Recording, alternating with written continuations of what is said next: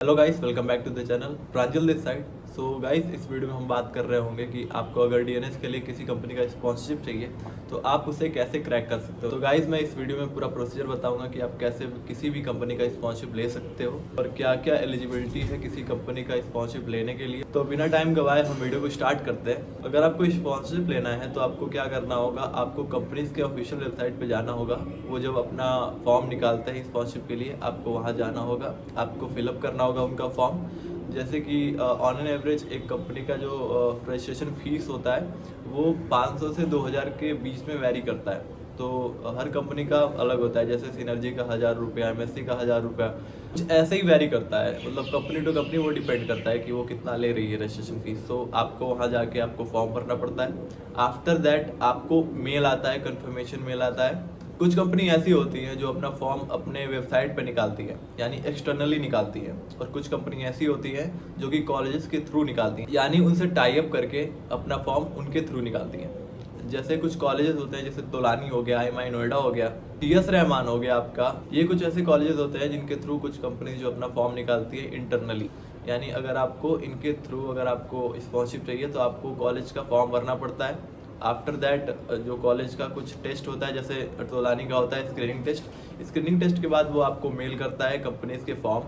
वो खुद मेल करेगा कि आप रजिस्टर कर दो, आप वहाँ पे रजिस्टर करते हो। उसके बाद जिन कंपनी का आपने भरा होता है फॉर्म, वो कंपनी आपका एक रिटन टेस्ट लेती है जो कि MCQ होता है। ठीक है, MCQ टेस्ट होता है। उसके बाद अगर आप उनका कट ऑफ क्लियर करते हो रिटन में तो वो आपको इंटरव्यू राउंड के लिए बुलाते हैं। इंटरव्यू राउंड के बाद अगर आप उनका इंटरव्यू क्लियर करते हो तो देन आफ्टर आपको स्पॉन्सरशिप मिल जाती है। तो यही सेम प्रोसीजर होता है। अगर कोई कंपनी अपना फॉर्म एक्सटर्नली निकाल रही है, यानी अपने वेबसाइट पर निकाल रही है, तो आप उनका फॉर्म भरते हो वहाँ पे। उसके बाद आपका रिटन एग्जाम होता है। रिटन एग्जाम अगर आपने कट ऑफ क्लियर किया उनका तो उसके बाद वो इंटरव्यू के लिए बुलाते हैं। फिर अगर आप उनका इंटरव्यू क्लियर करते हो तो फिर आपको स्पॉन्सरशिप मिल जाती है। सेम होता है। ठीक है, तो कुछ कंपनी अपना फॉर्म एक्सटर्नली निकाल रही होती है, कुछ कंपनी इंटरनली निकाल रही होती है। तो आपको कंपनीज का भी भरना है और कॉलेजेस का भी भरना है। जितना फॉर्म आप भरोगे उतना ही आपको बेनिफिशियल होगा। यानी कि जितना फॉर्म आप भरते रहोगे, जैसे आपने 5 कंपनीज का फॉर्म भरा तो आपकी प्रोबेबिलिटी बढ़ जाएगी कि आपको किसी न किसी कंपनी में स्पॉन्सरशिप मिल जाए। अगर आपने सिर्फ एक कंपनी का भरा है तो आपको उस कंपनी में श्योर शॉट मिल जाए, तो इसकी प्रोबेबिलिटी कम है ना। इसलिए अगर आपको जितना फॉर्म भरोगे आप उतनी प्रोबेबिलिटी आपकी बढ़ जाती है सिलेक्शन की। तो बहुत सारे बच्चे कंफ्यूज रहते हैं कि उनको पहले IMUCT देना है या फिर स्पॉन्सरशिप देना है। तो उनके लिए मैं बता दूं कि जो DNS का बैच होता है वो 2 बैच होता है। एक होता है अगस्त बैच, एक होता है फरवरी बैच। IMUCT का एग्जाम होता है ना, वो हर साल जून में होता है। ठीक है, तो जून में होता है। अगर आप अगस्त बैच के लिए जाओगे तो जून में आपका एग्जाम हो रहा होगा IMUCT के लिए। जो कंपनीज होती है ना, वो स्पॉन्सरशिप के लिए अपना फॉर्म मार्च से ही निकालना स्टार्ट कर देती है। और उनका जो प्रोसीजर होता है स्पॉन्सरशिप देने का, वो जून के पहले ही खत्म हो जाता है। जून तक, मई जून तक खत्म हो जाता है।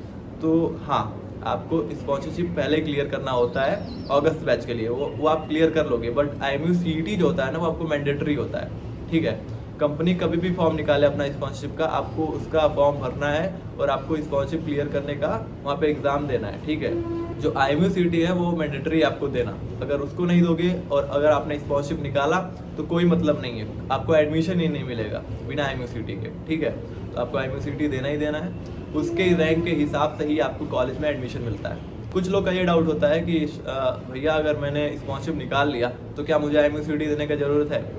तो हाँ, क्यों नहीं ज़रूरत है, बिना उसकी आपको एडमिशन तो मिलने से रहा। ठीक है, बिना IMUCT के रैंक से आपको एडमिशन तो नहीं मिल रहा कहीं से, तो आपका IMUCT देना ही देना है। ठीक है, अब मैं बता देता हूँ कि जैसे कि 2 बैच होता है। एक होता है अगस्त बैच, एक होता है फरवरी बैच। तो मान लो आप 2024 जून में आपने IMUCT दिया। ठीक है, 2024 जून में आपने IMUCT दिया तो वो आपका IMUCT का जो रैंक होगा वो वैलिड होगा आपका अगस्त 2024 के लिए भी और फरवरी 2025 के लिए भी। क्योंकि IMUCT सिर्फ एक बार होता है और उनको एडमिशन देना होता है फरवरी बैच के लिए भी और अगस्त बैच के लिए भी। दूसरा कोई IMUCT होता नहीं है। पहले होता था, जून में होता था और दिसंबर में होता था, पर अब दिसंबर वाला हट गया है, सिर्फ एक ही बार हो रहा है जून में। तो जो जून वाला जो IMUCT का रैंक है वो वैलिड रहेगा आपका फरवरी 2025 के लिए भी। तो आपको मेन फोकस रहना है आपके IMUCT के रैंक पे। ठीक है, आपको अंडर 3000 तो लाना ही लाना है। अगर आपने स्पॉन्सरशिप क्लियर किया और आपने IMUCT में खराब रैंक लाया तो वो लोग आपका स्पॉन्सरशिप कैंसिल कर देंगे। तो आपको मेन फोकस रहना है IMUCT पे भी और स्पॉन्सरशिप क्लियर करने पे भी। ठीक है, और अगर मान लो आपने IME-CET दिया हुआ है, आपने अच्छा रैंक लाया है और बाई चांस आपको अगस्त बैच के लिए मान लो कोई स्पॉन्सरशिप नहीं मिलता है, तो आप फरवरी बैच के लिए भी जा सकते हो। मेन फोकस कहाँ रहना आपको, पहले IME-CET पे, ठीक है, फिर स्पॉन्सरशिप पे। देखो स्पॉन्सरशिप क्लियर करना उतना हार्ड नहीं, बस उसका इंटरव्यू हार्ड होता है और उसका रिटर्न उतना हार्ड होता नहीं है, IME-CET के लेवल का ही होता है, ठीक है। तो अगर आप IME-CET की प्रिपरेशन कर रहे हो साथ साथ में, तो आप रिटर्न की भी प्रिपरेशन कर रहे हो स्पॉन्सरशिप के। एंड जो इंटरव्यू का प्रिपरेशन है वो अगर आप करना चाह रहे हो तो ऊपर दिए गए नंबर पे आप एक बार मैसेज कर दो, हम आपको गाइड करेंगे उसके रिगार्डिंग, ठीक है। हमारी टीम आपको गाइड करेगी अगर आपको कोई भी डाउट होगा। एंड कोई भी आपको डाउट हो रहा है ना, तो नीचे एक फॉर्म दिया है, गूगल फॉर्म, चाहे आपको प्रिपरेशन के रिलेटेड कोई डाउट हो रहा है या फिर आपको स्पॉन्सरशिप रिलेटेड कोई डाउट हो रहा है या फिर IME-CET के रिलेटेड कोई डाउट हो रहा है, तो नीचे गूगल फॉर्म दिया है, आप उस पर अपना डिटेल भर दो, हम आपको कांटेक्ट करेंगे, आपका डाउट क्लियर करेंगे। मैं बता देता हूँ आपको कि एलिजिबिलिटी क्या होती है स्पॉन्सरशिप के लिए। तो जो सारी कंपनीज होती है उनका एलिजिबिलिटी क्या होता है, मोस्टली कंपनीज का एलिजिबिलिटी क्या होता है कि 60% उनको PCM में चाहिए होता है और 50% उनको चाहिए होता है इंग्लिश में। सो बहुत सारी कंपनी ऐसी भी होती है, जैसे एंग्लो हो गया, उसको 65% चाहिए PCM में, ठीक है। और जैसे MSC हो गया, कभी कभी इनका 70% भी चला जाता है, कुछ कुछ कंपनी का वेरी करता है। और कुछ कंपनी का जो मोस्टली कंपनीज होती है ना, उनको 60% ही चाहिए होता है PCM में। सो अगर आपका 60% PCM में है और 50% आपका इंग्लिश में है, तो आप भर सकते हो स्पॉन्सरशिप का फॉर्म, ठीक है। तो आने वाली वीडियो में हम बता रहे होंगे कि कौन सी कंपनी बेस्ट होती है स्पॉन्सरशिप के लिए। तो इस चैनल को सब्सक्राइब कर लो जिससे कि आप कोई भी वीडियो मिस ना कर पाओ, ठीक है। And please like to this video, because आपके एक लाइक से हमको मोटिवेशन मिलता है वीडियो बनाने का। सो प्लीज लाइक कर दो इस वीडियो को और शेयर कर दो अपने फ्रेंड के साथ जिनको इसकी जरूरत है।